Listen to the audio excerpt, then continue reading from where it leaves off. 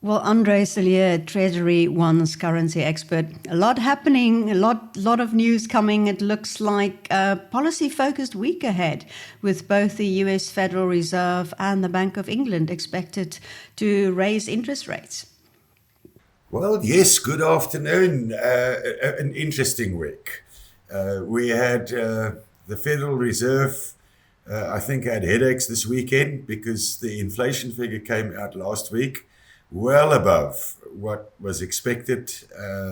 And it shows us that inflation is absolutely entrenched and embedded into the US economy. Now, they have said to us before that they will be more aggressive with their hikes and they will do 50 basis point hikes to try and stem this inflation and bring it under control. But we know how markets react and we know what markets think, especially when they see inflation still rampant and out of control. So now they're toying with the idea of, will the Central Bank of America, the Fed, will they go to 75 basis points? Now, if you look at the economic growth and you look at all the other figures coming out of America, then that simply tells us that the growth is not as robust as they would have liked it, and it's not doing as well as they thought. Put on the back of that, China that had the lockdowns because of COVID in Shanghai, and a week and a half a bit, we saw that they started coming back online again, started opening up, and now their infection rates are going up again, and rumors have it that there's more lockdowns to be expected. Now that catches the emerging markets at the back foot, but if you look and analyze that will, if they were to go into further lockdowns and serious lockdowns, it will have a dramatic effect on the world economies. If that's the case, then America will definitely not have the growth that they wanted. There will be brakes on their growth. And if everything, they then come with its big, really 75 basis point hikes, that might stop that economy so dead in its tracks that we might very well see it going into a recession. So I doubt whether the Federal Reserve would win that. So I think they'll have their meeting, they'll have a 50 basis point increase as expected, and that the rhetoric speech of we will be aggressive, we will address the inflation problem, etc., will very much be the same as during previous meetings. I don't think they will go towards the 75 basis points, and I think the market might be disappointed with that once it comes out, and we might very well see a bit of a weakening of the US dollar after the meeting. That was a whole mouthful. No, because there's a lot happening. The rand has dropped to its lowest level. I see it in the past 4 weeks. So, what does this mean for us? Well, this is an interesting one. If we speak about the rand having dropped or falling out of bed, I saw a bit on the news this morning that they said that the rand crashed. Now, if I look at a pound trading at 1955 against the rand, I see the euro trading at 1679 against the rand, then I don't think one should start speaking about a rand that has crashed. I think you should go and find the emphasis where it actually is, and that is on the dollar. It is the euro and the rest of markets that crashed against the dollar. The dollar is the one that, after the inflation figures, went on a rampage page and walked and came down from the 107.5 to the 104.5 levels against the euro. So there's the emphasis. It's a strong dollar. It's not a rand crashing. One should be very careful to speak about a rand crashing when you have euro rates still at 1680 and pound at 1955. So I am definitely not thinking that we've got a crash in the rand. And it's also in the same camp as all the other emerging markets that had lost ground against the dollar. So the rand definitely not crashing, but it is lower. And what do you expect to happen when the interest rate goes up in the US and the UK? Well, if the UK certainly need a higher interest rate to prep up the pound a little bit. So I think when the UK raises interest rates, we might see it strengthening slightly against the US dollar. And as I said during your first question, when we spoke about the Federal Reserve and a 50 basis point hike and their inflation, I think that the market is going to be slightly disappointed with what happens in the Fed and with the after the announcement and the press conference thereafter. And I think that we see the euro back up to the 105.5, 106 levels, and that should see the rand coming down to the 1570, 1565 levels again. So I think there's going to be a bit of a turnaround after the Federal Reserve meeting. I think markets are going to be a little bit disappointed with what happens there. But we're already looking at very high petrol prices or fuel prices in South Africa. What is this? Well, this drop of the rand, you say it might recover because the Fed might not raise interest rates as much as the market wants. What effect would that have, do you think, on rand and petrol prices? I mean, it's already more than 1,000 rand to fill up a bigger car. Well, it's going to be 1,000 rand to fill up a small car soon. Because if you look at fuel prices, if you look at oil prices, and now the exchange rate also having given way due to the stronger dollar, we're in for a bit of a surprise again at the end of the month. We are already in an under-recovery situation. In other words, if you look at the fuel price, then we're already speaking about an increase in the order of R1.80, R1.95 that can be expected at the end of this month. Add to that the 75 cents, and there's very little chance that the South African government will change their stance on that. They will bring back that fuel levy. The fiscus cannot afford carrying that negativity all the time.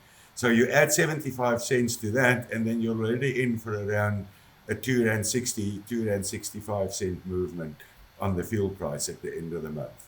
Same with diesel prices. So that will still carry through on the negative side of inflation in South Africa as well. We've seen substantial increases over the last 2-3 months, and that's still filtering through on food prices and all other prices that, gets increased because of the higher logistical cost and fuel costs. So that places Mr. Kanyagu on the foot of further interest rate increases for the South African part as well. So not good news for the consumer, a battered consumer. And at this stage, if you then look further down the line, I said that the rand could come back a little, but if you look further down the line, that's short term, further down the line, with further interest rate increases, higher inflation, in a battered consumer environment where negotiations is taking place regarding salary increases for state employees and so forth, we could very well see that the fiscus comes under pressure because increases for the government employees might be bigger than what they anticipated and forecasted during the budget speech. And if that's not the case, then we might have some really fair amount of labor unrest in that area. But that could place the fiscus under pressure. That could place rating agencies on the back foot again because we might have to borrow more and our statistics goes a little bit haywire. And that could filter through to some negativity on investor side. And that could, in the longer term, filter through to some negativity on the weakening of the exchange rate. So not a very gloomy picture at this stage. It is very gloomy. Well, although it looked a little bit better, that's what Mr. Ramaphosa tried to say in Parliament last week, but he was prevented by the EFF from giving a bit of the economic good news. So that's not helping because of what's happening on the international environment. No, and I've said many times before, Linda, if you look at the rand and what happens on the rand market, 70% is linked. 70 to 80% is linked to what happens in the international markets and not really what happens in South Africa. Our economy is well entrenched in what happens in the international markets. It's dependent on what happens in international markets, and it's not going to change. And so, these domestic little things that happen is important, but it's more how you get viewed by the international investor. Why I sort of moved to the fiscus side. If we see negativity there, investors might get jittery again because of possible ratings changes, etc. And that could be negative for the rand. But I've spoken and said that, if you look at the US, there's a possibility that they could go into recession. If they go into recession and they cannot change their interest rates as much as they want to, then you go into a period of stagflation, and that could be longer term negative again for the dollar, and that could aid the rand. So we could very well end up with a fairly balanced situation in terms of some negativity coming through on the local side, with some positivity and help from the dollar side longer term, which keeps the rand fairly stable. So I'm not in the camp where we're going to see blowouts to 17 or blowouts down to 14 or something. I think we're in for a fairly stable period, call it between the 15 and 16.25 for the next year or so. And any breakout above on the upside would be very good levels for exporters, and anything below would be fantastic for importers. So there's going to be opportunities for everybody. It's a question of timing, and it's a question of seeing how things gel out, and keep your minds open with huge volatility being the order of the day for a couple of months. Well, just to end off, I see the yen, it slid to a 2-decade low, really low, the Japanese yen. And the other interesting is Bitcoin at 18-month low. So currencies are battling. Everything's battling. If you look at the yen, okay, so the yen is an interesting country. We know that in the yen, they have had negative interest rates and very low interest rates for ages. It's been going for a very, very long time. But I think if you look at the Japanese economy, I think a few things that you have to keep in mind is it's an aging economy. When I speak about aging, not so much the economy, but the population is aging. So that changes the dynamics of the economy and what happens there.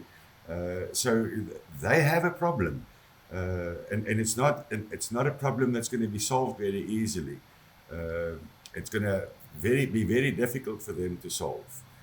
So I'm not all that optimistic about how the yen comes out of this, and whether any changes or any stimulus packages or anything that comes in there, or any intervention from the central bank to try and prop up the yen would really gel out. It might give some short-term relief, but definitely not long-term relief. As for Bitcoin, that volatility has always been there. It's never going to go away. It's a very closed market with very few things in circulation, but massive speculation. One should not forget that a lot of the trade in Bitcoin happens not so much in physical Bitcoin or the mining of Bitcoin. It's on trading platforms where people trade Bitcoin. So that by far overshadows any supply or demand of actual Bitcoin. It's the trading there on all the trading platforms that is massive. And so that volatility is always going to be there. But it did lose some of its shine over the last couple of months. Well, it certainly looks like it. Andre, we'll keep an eye on all this. Thank you very much, Andre Cilliers from TreasuryONE.